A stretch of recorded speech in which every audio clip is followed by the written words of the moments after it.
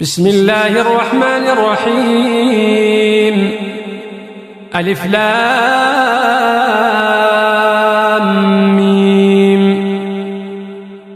الله لا إله إلا هو الحي القيوم نزل عليك الكتاب بالحق مصدقا لما بين يديه وأنزل التوراة والإنجيل من قبل هدى للناس وأنزل الفرقان إن الذين كفروا بآيات الله لهم عذاب شديد والله عزيز ذو انتقام.